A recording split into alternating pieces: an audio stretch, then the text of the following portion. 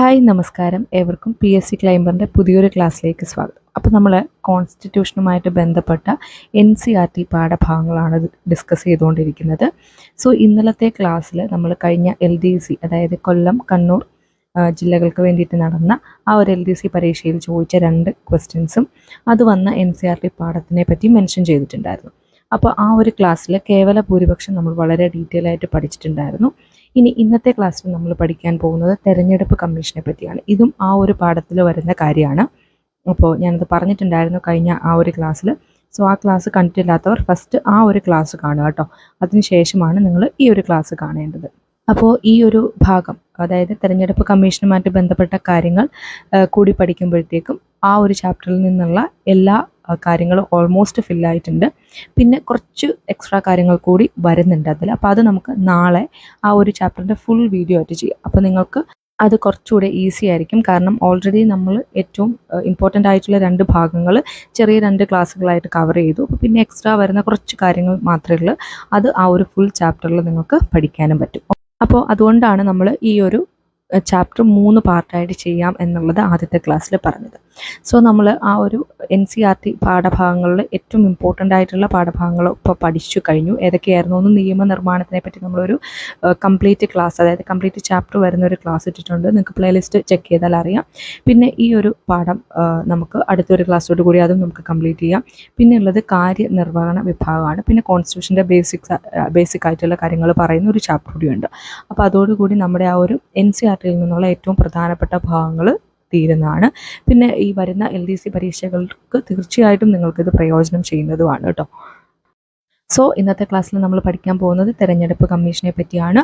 പിന്നെ ഈ ഒരു പാഠഭാഗത്തിൽ പറയുന്ന കാര്യങ്ങളല്ലാതെ കുറച്ച് എക്സ്ട്രാ കാര്യങ്ങൾ കൂടി ഞാൻ ഇതിൽ പറഞ്ഞു പോകുന്നുണ്ട്. എങ്കിലും ഇതിൽ നമ്മൾ പറയാത്ത, അതായത് സംസ്ഥാന ഇലക്ഷൻ കമ്മീഷനെ പറ്റിയൊന്നും നമ്മൾ ഇന്നത്തെ ഈ ഒരു NCERTയിൽ അതില്ല. അപ്പോൾ അതുകൊണ്ട് തന്നെ അതിനെപ്പറ്റി ഒരുപാട് പറയുന്നില്ല. അപ്പോൾ ഞാൻ മുമ്പ് പല ക്ലാസ്സുകളിലും പറഞ്ഞിട്ടുള്ള പോലെ ആദ്യം നിങ്ങളൊരു ടോപ്പിക്കിൻ്റെ ബേസിക് ഐഡിയ ഒന്ന് ക്രിയേറ്റ് ചെയ്യുക. അതായത് SCERT പാഠഭാഗങ്ങളൊക്കെ വെച്ചിട്ട് ബേസിക് ആയിട്ടുള്ള കാര്യങ്ങൾ, അല്ലെങ്കിൽ ഏതെങ്കിലും റാങ്ക് ഫയലൊക്കെ യൂസ് ചെയ്യുക കേട്ടോ. അങ്ങനെ ബേസിക് ആയിട്ടുള്ള കാര്യങ്ങൾ പഠിക്കുക. ദെൻ അതിനുശേഷം മാത്രമാണ് കേട്ടോ ഇതുപോലെയുള്ള NCERTയിൽ നിന്നുള്ള എക്സ്ട്രാ കാര്യങ്ങൾ പഠിച്ചു വെക്കേണ്ടത്. അപ്പോൾ ഒരു ടോപ്പിക്ക് പഠിക്കുന്ന സമയത്ത് റാങ്ക് ഫയലോ അല്ലെങ്കിൽ SCERTയോ മാത്രം പഠിച്ചാൽ പോരാ. ഇപ്പോഴത്തുള്ള പരീക്ഷകളിൽ അത് മാത്രം പഠിച്ചുകൊണ്ട് നമുക്ക് എല്ലാ ടോപ്പിക്കുകളിൽ നിന്നും ആൻസർ ചെയ്യാൻ പറ്റില്ല. അപ്പോൾ അതുകൊണ്ട് ബേസിക് ആയിട്ടുള്ള ഐഡിയ വേണം. പ്ലസ് എന്താണ്, NCERTയിലും ഏറ്റവും ഇമ്പോർട്ടൻ്റ് ആയിട്ടുള്ള കാര്യങ്ങളൊന്ന് നോക്കി വെച്ചേക്കാം. ഓക്കെ, അപ്പോൾ ഇത്രയും കാര്യങ്ങളാണ് പറയാനുള്ളത്. അപ്പോൾ നമുക്ക് നേരെ ക്ലാസ്സിലേക്ക് കടക്കാം. സ്വതന്ത്ര തെരഞ്ഞെടുപ്പ് കമ്മീഷൻ. അപ്പോൾ ഇത് LDC പരീക്ഷയിൽ, ഈ കഴിഞ്ഞ LDC പരീക്ഷയിലും ചോദിച്ചിട്ടുണ്ട്, മിക്ക പരീക്ഷകളിലും ചോദിക്കാറുണ്ട് കേട്ടോ. ഒരു ഷുവർ ക്വസ്റ്റ്യൻ ആണ്. അപ്പോൾ വളരെ ഇമ്പോർട്ടൻ്റ് ആയിട്ട് പഠിക്കുക. ഓരോ സ്റ്റേറ്റ്മെൻറ്റും അല്ലെങ്കിൽ ഓരോ സെൻറ്റൻസും ഓരോ സ്റ്റേറ്റ്മെൻ്റ് ആണെന്ന് ഓർത്ത് പഠിക്കുക. നോക്കുക, ഇന്ത്യ മുഴുവൻ അധികാര പരിധിയുള്ള ഒരു സ്വതന്ത്ര സ്ഥാപനമാണ് തെരഞ്ഞെടുപ്പ് കമ്മീഷൻ. എന്താണ്? ഇന്ത്യ മുഴുവനും അധികാര പരിധിയുണ്ട് എന്ന് ഓർത്ത് വെച്ചേക്കുക കേട്ടോ. ഇന്ത്യൻ തെരഞ്ഞെടുപ്പ് കമ്മീഷന്റെ നേതൃത്വത്തിൽ നടക്കുന്ന തെരഞ്ഞെടുപ്പുകൾ ഏതൊക്കെയാണെന്ന് നമുക്ക് പരിശോധിക്കാം. നോക്കിക്കേ, ഇന്ത്യൻ പാർലമെന്റിലേക്കും സംസ്ഥാന നിയമസഭയിലേക്കും രാഷ്ട്രപതി, ഉപരാഷ്ട്രപതി എന്നീ പദവിയിലേക്കുമുള്ള തെരഞ്ഞെടുപ്പുകൾ നടത്തുന്നത് തെരഞ്ഞെടുപ്പ് കമ്മീഷനാണ്. അപ്പോൾ എങ്ങോട്ടേക്കൊക്കെ ഉള്ളതാണ്? ഇന്ത്യൻ പാർലമെന്റിലേക്ക്, സംസ്ഥാന നിയമസഭയിലേക്ക്, രാഷ്ട്രപതിയുടെ തെരഞ്ഞെടുപ്പ്, ഉപരാഷ്ട്രപതിയുടെ തെരഞ്ഞെടുപ്പ്, ഇതൊക്കെ നടത്തുന്നത് തെരഞ്ഞെടുപ്പ് കമ്മീഷനാണ്. ഭരണഘടനയിലെ ആർട്ടിക്കിൾ 324 ആണ് തെരഞ്ഞെടുപ്പ് കമ്മീഷന്റെ ഘടനയും അധികാരവും പ്രതിപാദിക്കുന്നത്. സോ ഭരണഘടനയിലെ ഏത് വകുപ്പാണ്? 324 തെരഞ്ഞെടുപ്പ് കമ്മീഷന്റെ ഘടനയും അധികാരവും പ്രതിപാദിക്കുന്നത്. അപ്പോൾ ഒരു കാര്യം ഓർക്കണേ, 324 മുതൽ 329 വരെ എന്താണ്? ഈ ഒരു ഇലക്ഷൻ കമ്മീഷനുമായിട്ട് ബന്ധപ്പെട്ട കാര്യങ്ങളാണ് പറയുന്നത്. ഇത് പലതവണ പരീക്ഷകളിൽ ചോദിച്ചിട്ടുണ്ട്. അപ്പോൾ നമുക്ക് അതൊന്ന് ആദ്യം പഠിക്കാം. അപ്പോൾ ഇവിടെ പറഞ്ഞ പോയിന്റ് ഒന്ന് ഓർത്തേക്ക്. 324 എന്ന് പറയുന്ന ആ ഒരു ആർട്ടിക്കിളാണ് തെരഞ്ഞെടുപ്പ് കമ്മീഷന്റെ ഘടനയും അതിൻ്റെ അധികാരത്തിനെയും പറ്റി പ്രതിപാദിക്കുന്നത്. ഇനി തെരഞ്ഞെടുപ്പിന്റെ സംവിധാനം, മേൽനോട്ടം, നിയന്ത്രണം എന്നീ 3 കടമകളാണ് കമ്മീഷൻ നിർവഹിക്കുന്നത്. സംവിധാനം, അതായത് തെരഞ്ഞെടുപ്പിന്റെ സംവിധാനം, അതിന്റെ മേൽനോട്ടം വഹിക്കുന്നു, അതിൽ നിയന്ത്രണങ്ങൾ ഏർപ്പെടുത്തുന്നു. ഈ 3 കടമകളും ആരുടെയാണ്? ഈ ഇലക്ഷൻ കമ്മീഷൻ്റെയാണ്. അപ്പോൾ നമുക്ക് ആർട്ടിക്കിൾസ് ഒന്ന് നോക്കാവേ. നോക്കിക്കേ, അതിനു മുമ്പ് ഒരു കാര്യം കൂടെ ഓർക്കണേ. ഈ ഒരു ഭരണഘടനയിൽ നമ്മുടെ ഏത് ഭാഗത്താണ് ഇലക്ഷൻ കമ്മീഷനെ പറ്റി പ്രതിപാദിക്കുന്നത് എന്ന് ചോദിച്ചാൽ നിങ്ങൾ ഉത്തരം പറയേണ്ടത് ഭാഗം 15 കേട്ടോ. അതുകൂടെ ഇവിടെ ഒന്ന് ഓർത്ത് വെച്ചേക്കുക. ഏത് ഭാഗത്താണ്? ഭാഗം 15 ഇനി ആർട്ടിക്കിൾ 324 മുതൽ 329 വരെയാണെന്ന് ഞാൻ പറഞ്ഞു അല്ലേ. അപ്പോൾ നോക്കിക്കോ, 324 എന്ന് പറഞ്ഞാൽ തിരഞ്ഞെടുപ്പ് കമ്മീഷനിൽ നിക്ഷിപ്തമായ തിരഞ്ഞെടുപ്പിന്റെ മേൽനോട്ടവും നിർദ്ദേശവും നിയന്ത്രണവും. നമ്മൾ ആ ഒരു NCERT-യിൽ പറഞ്ഞ അതേ പോയിന്റ് തന്നെയാണ് പറയുന്നത്. എന്താ പറഞ്ഞത്? ആർട്ടിക്കിൾ 324 എന്തിനെ പറ്റിയാണ് പറയുന്നത്? തിരഞ്ഞെടുപ്പ് കമ്മീഷനിൽ നിക്ഷിപ്തമായിട്ടുള്ള തിരഞ്ഞെടുപ്പിന്റെ മേൽനോട്ടവും നിർദ്ദേശവും നിയന്ത്രണവും. ഇനി 325 ആർട്ടിക്കിൾ 325 പറയുന്നത് മതം, അതേപോലെ വംശം, ജാതി അല്ലെങ്കിൽ ലിംഗഭേദം എന്നിവയുടെ അടിസ്ഥാനത്തിൽ ഒരു പ്രത്യേക ഇലക്ട്രൽ റോൾ ഓൺ അടിസ്ഥാനത്തിൽ ഉൾപ്പെടുത്താനോ അല്ലെങ്കിൽ അതിൽ ഉൾപ്പെടുത്താൻ അവകാശപ്പെടാനോ ഒരു വ്യക്തിയും യോഗ്യനല്ല. അപ്പോൾ ഈ ഒരു എന്താ പറയുക, മതം, അതാണ് നമ്മൾ ഓൾറെഡി പറഞ്ഞല്ലേ, മതവും വംശവും ജാതിയും ഒന്നും വെച്ച് ഒരു രീതിയിലുള്ള വേർതിരിവ്, അതായത് ഒരു പ്രയോറിറ്റിയും കിട്ടാൻ പാടില്ല, പിന്നെന്താ പറയുക, അത് മറ്റൊരു രീതിയിൽ മാറ്റി നിർത്താനോ ഒന്നും പാടില്ല. അപ്പോൾ ഇതിനെപ്പറ്റി പറയുന്ന ആർട്ടിക്കിൾ ഏതാണ്? ആർട്ടിക്കിൾ 325 അടുത്ത 326 ആണെങ്കിൽ മുതിർന്നവരുടെ വോട്ടവകാശത്തെ അടിസ്ഥാനമാക്കിയാണ് ജനസഭകളിലേക്കും സംസ്ഥാനങ്ങളിലേക്കും സംസ്ഥാനങ്ങളിലെ നിയമസഭകളിലേക്കുള്ള തെരഞ്ഞെടുപ്പ്. അപ്പോൾ ആർട്ടിക്കിൾ 326 മുതിർന്നവരുടെ വോട്ടവകാശത്തെ പറ്റി പറയുന്നത്. ആർട്ടിക്കിൾ 327 ആണെങ്കിലോ സഭയിലേക്കുള്ള തിരഞ്ഞെടുപ്പുമായി ബന്ധപ്പെട്ട വ്യവസ്ഥകൾ ഉണ്ടാക്കാൻ പാർലമെന്റിന്റെ അധികാരത്തെ പറ്റി പറയുന്നതാണ് ആർട്ടിക്കിൾ 327. സോ ആർട്ടിക്കിൾ 327 എന്താണ് പറയുന്നത്? നിയമസഭയിലേക്കുള്ള തിരഞ്ഞെടുപ്പുമായി ബന്ധപ്പെട്ട വ്യവസ്ഥകൾ ഉണ്ടാക്കാനുള്ള പാർലമെന്റിന്റെ അധികാരത്തിനെ പറ്റിയാണ് ആർട്ടിക്കിൾ 327 പറയുന്നത്. ആർട്ടിക്കിൾ 328 ആണെങ്കിലോ ഒരു സംസ്ഥാനത്തിന്റെ നിയമസഭയുടെ അധികാരം അത്തരം നിയമസഭകളിലേക്കുള്ള തിരഞ്ഞെടുപ്പുമായി ബന്ധപ്പെട്ട വ്യവസ്ഥകൾ ഉണ്ടാക്കുക. ഇതൊക്കെയാണ് 328. അപ്പോൾ സംസ്ഥാനത്തിന്റെ കാര്യങ്ങളെ പറ്റിയാണ്. ഒരു സംസ്ഥാനത്തിന്റെ നിയമസഭയുടെ അധികാരം, അത്തരം നിയമസഭയിലേക്കുള്ള തെരഞ്ഞെടുപ്പുമായി ബന്ധപ്പെട്ട വ്യവസ്ഥകൾ, അതിനെപ്പറ്റിയാണ് ആർട്ടിക്കിൾ 328 പറയുന്നത്. ഇനി ആർട്ടിക്കിൾ 329 ആണെങ്കിൽ തിരഞ്ഞെടുപ്പ് കാര്യങ്ങളിൽ കോടതികളുടെ ഇടപെടൽ തടയുക എന്നതിനെ പറ്റിയാണ് ആർട്ടിക്കിൾ 329 പറയുന്നത്. അപ്പം നമ്മൾ പറഞ്ഞു 324 മുതൽ 329 വരെ ഈ ഒരു ഇലക്ഷനുമായിട്ട് ബന്ധപ്പെട്ട കാര്യങ്ങളാണ് പറയുന്നത്. ഇനി അവിടെ മറ്റൊരു കാര്യം കൂടെ നമുക്ക് പറയാനുണ്ട്. അത് നമുക്ക് ഈ ഒരു പാഠം നോക്കിയിട്ട് അതിലേക്ക് വരാം കേട്ടോ. അപ്പോൾ ഇത്രയും കാര്യങ്ങൾ നമ്മൾ പറഞ്ഞു നിർത്തിയല്ലോ. ഇനി ബാക്കി നോക്കിക്കേ. രാഷ്ട്രപതിയാണ് തെരഞ്ഞെടുപ്പ് കമ്മീഷനെ നിയമിക്കുന്നത്. ആരാ നിയമിക്കുന്നത്? രാഷ്ട്രപതിയാണ് തെരഞ്ഞെടുപ്പ് കമ്മീഷനെ നിയമിക്കുന്നത്. ഇവിടെ ക്വസ്റ്റ്യനിൽ ഉണ്ടായിരുന്നു അംഗങ്ങളെ നിയമിക്കുന്നത് ഇന്ത്യൻ പ്രസിഡന്റ് ആണ് അല്ലെ, ഇന്ത്യൻ രാഷ്ട്രപതിയാണ്. ഇനി നോക്കിക്കേ, തെരഞ്ഞെടുപ്പ് കമ്മീഷൻ രൂപീകരിച്ച 1950 മുതൽ 1989 വരെ തെരഞ്ഞെടുപ്പ് കമ്മീഷൻ ഏകാംഗ കമ്മീഷനായിരുന്നു. അപ്പോൾ 1950 ജനുവരി 24 രൂപീകരിച്ചത് എന്നൊന്ന് ഓർത്ത് വെച്ചേക്കുക. എന്നാണ് 1950 ജനുവരി 24. അതുകൊണ്ട് തന്നെ ജനുവരി 24 നാഷണൽ വോട്ടേഴ്സ് ഡേ എന്നുള്ള കാര്യം കൂടെ ഓർത്ത് വെച്ചേക്കുക. ജനുവരി 24 അല്ല കേട്ടോ, 25 ജനുവരി 25 എന്താണ്? നാഷണൽ വോട്ടേഴ്സ് ഡേ ആണ്. അപ്പോൾ 1950 ജാനുവരി 24 ഫോം ചെയ്തു അല്ലേ. അപ്പോൾ 1950 മുതൽ 1989 വരെ എന്താണ്? ഇതൊരു ഏകാംഗ കമ്മീഷനായിരുന്നു. അതായത് എന്താണ്? ഒരു ആൾ മാത്രമേ ഉണ്ടായിരുന്നുള്ളൂ. എന്നാൽ 1989 പൊതു തെരഞ്ഞെടുപ്പിന് മുൻപ് 2 തെരഞ്ഞെടുപ്പ് കമ്മീഷണർമാരെ കൂടി പ്രസിഡന്റ് നിയമിച്ചു കമ്മീഷനെ ബഹുഅംഗ കമ്മീഷനാക്കി. അപ്പോൾ 1989 തെരഞ്ഞെടുപ്പിന് മുമ്പ് എന്താക്കി? 2 പേരെയാക്കി. പക്ഷേ ഇപ്പോൾ എങ്ങനെയാണ് അതിൻ്റെ ഒരു സിസ്റ്റം നോക്കിക്കേ. ഒരു മുഖ്യ തിരഞ്ഞെടുപ്പ് കമ്മീഷണറും മറ്റ് 2 കമ്മീഷണർമാരും അടങ്ങുന്നതാണ് ഈ സമിതി. വളരെ ഇമ്പോർട്ടൻ്റ് ആണ് കേട്ടോ, പരീക്ഷയിൽ എപ്പോഴും ചോദിക്കാറുണ്ട്. ഇപ്പോൾ എങ്ങനെയാണ്? ഇപ്പോൾ ടോട്ടൽ എത്ര മെമ്പേഴ്സ് ഉണ്ട് എന്ന് ചോദിച്ചാൽ 3 പേരാണ്.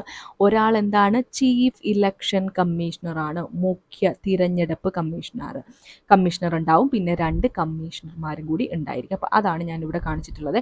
എപ്പോഴും പരീക്ഷയ്ക്ക് ചോദിക്കാറുണ്ട് ഇപ്പോഴത്തെ ആരാണെന്ന്. ഇപ്പോഴത്തെ ചീഫ് ഇലക്ഷൻ കമ്മീഷണർ ആരാണ്? ഇപ്പോഴത്തെ chief election commissioner Shri Rajiv Kumar ആണ്. ആരാണ്? രാജീവ് കുമാർ ആണ്. ഇദ്ദേഹം 25ാമത്തെ ചീഫ് ഇലക്ഷൻ കമ്മീഷണറാണ്. 2022 മെയ് 15 അധികാരമേറ്റത് എന്നുള്ള കാര്യം കൂടി ഓർക്കുക. ഓക്കെ, അപ്പോൾ 25ാമത്തെ ആളാണ് ആര്? രാജീവ് കുമാർ. അപ്പോൾ ഓർത്ത് വെച്ചേക്കണം, ഇദ്ദേഹമാണ് ചീഫ് ഇലക്ഷൻ കമ്മീഷണർ.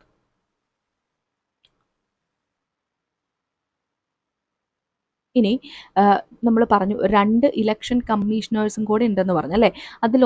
ഒന്നാണ് ശ്രീ ഗണേഷ് കുമാർ, അതേപോലെ തന്നെ മറ്റു ഒരാളാണ് ശ്രീ സുഖ്ബീർ സിംഗ് സന്ധു. അപ്പോൾ ഇവർ 2 പേരുമാണ് ബാക്കി 2 ഇലക്ഷൻ കമ്മീഷണേഴ്സ് വരുന്നത്. അപ്പോൾ ജസ്റ്റ് പേര് മാത്രം ഒന്ന് പറഞ്ഞു പഠിച്ചു പോയാൽ മതി കേട്ടോ.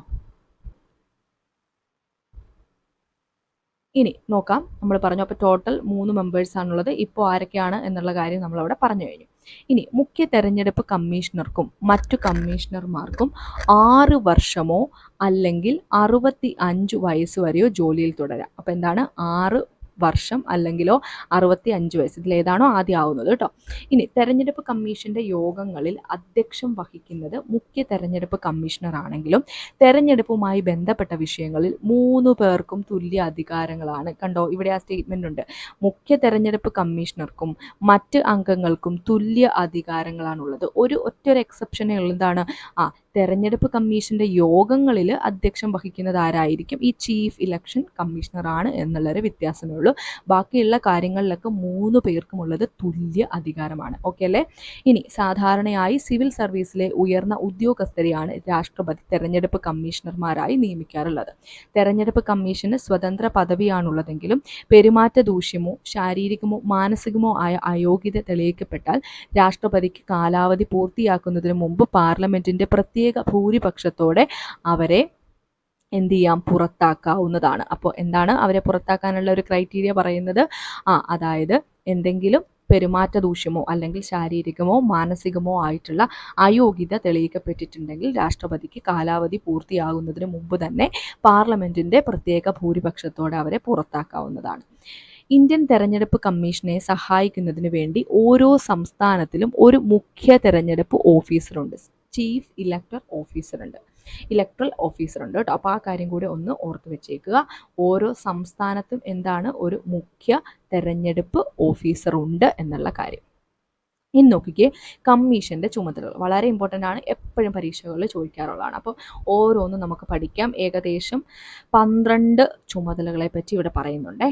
ആദ്യത്തേത്, ഇന്ത്യയിൽ സ്വതന്ത്രവും നിഷ്പക്ഷവും നീതിയുക്തവുമായി തെരഞ്ഞെടുപ്പുകൾ നോക്കി നടത്തുന്നത് കേന്ദ്ര തെരഞ്ഞെടുപ്പ് കമ്മീഷനാണ്.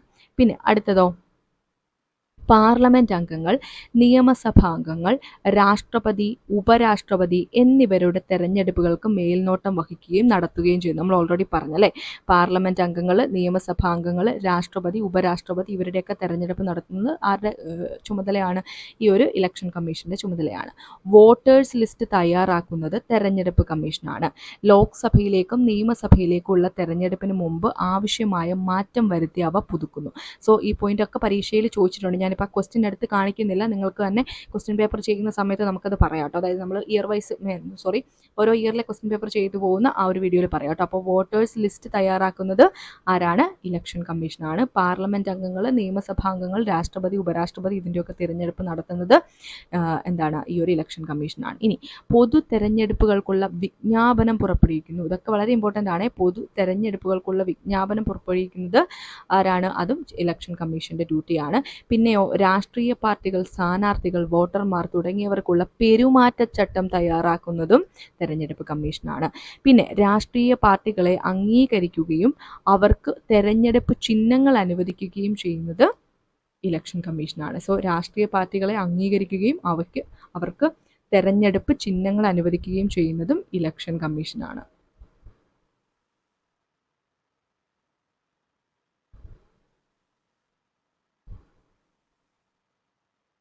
അടുത്തത്, തെരഞ്ഞെടുപ്പിന്റെ സുഗമമായ നടത്തിപ്പിന് ആവശ്യമായ ഉദ്യോഗസ്ഥരെ നൽകുന്നതിന് രാഷ്ട്രപതിയോടും സംസ്ഥാന ഗവർണർമാരോടും അപേക്ഷിക്കുന്നു. പിന്നെ സ്വതന്ത്രവും നീതിപൂർവവുമായ തെരഞ്ഞെടുപ്പ് നടത്താനുള്ള അന്തരീക്ഷമില്ലെങ്കിൽ തെരഞ്ഞെടുപ്പ് റദ്ദാക്കാനും നീട്ടിവെക്കാനും കമ്മീഷന് അധികാരമുണ്ട്. അപ്പം എന്താണ്?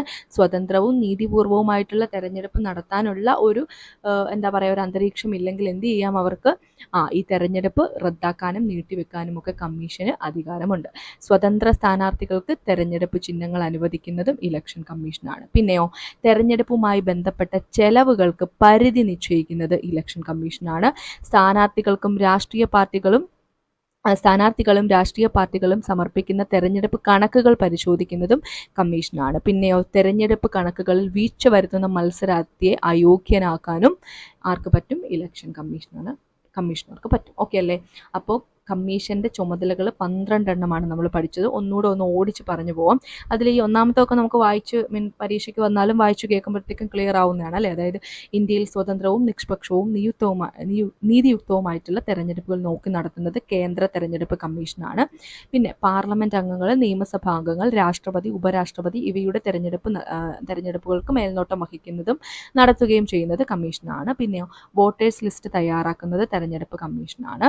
അതേപോലെ തന്നെ അതിലെന്തെങ്കിലുമൊക്കെ തിരുത്തലുകളൊക്കെ വന്ന് പുതുക്കി ചെയ്യുന്നതും ആരാണ്? കമ്മീഷനാണ്.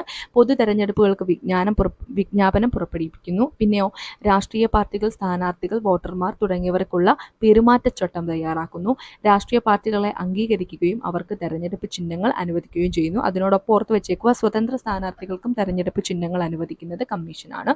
പിന്നെ തെരഞ്ഞെടുപ്പിന്റെ സുഗമമായ നടത്തിപ്പിന് ആവശ്യമായ ഉദ്യോഗസ്ഥരെ നൽകുന്നതിന് രാഷ്ട്രപതിയോടും സംസ്ഥാന ഗവർണർമാരോടും അപേക്ഷിക്കുന്നു.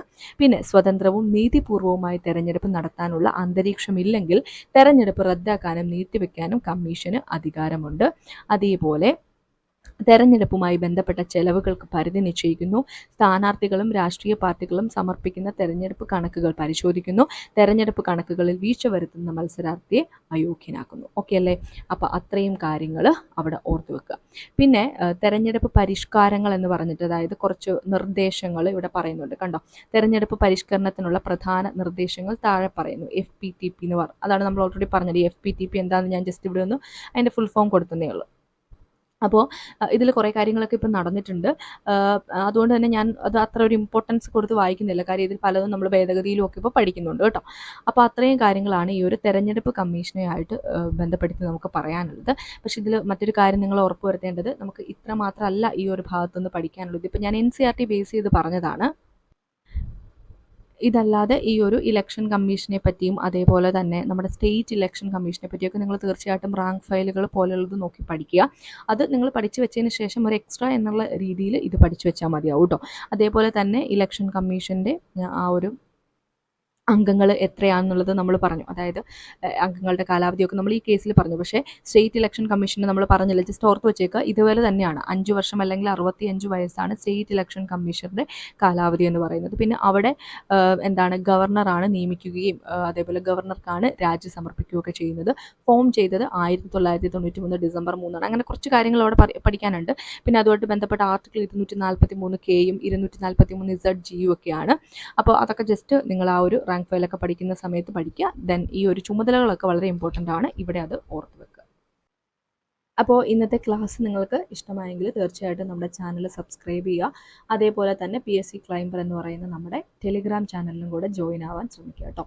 അപ്പോൾ നമുക്ക് ക്ലാസ് വൈൻഡപ്പ് ചെയ്യാം. Thank you for watching.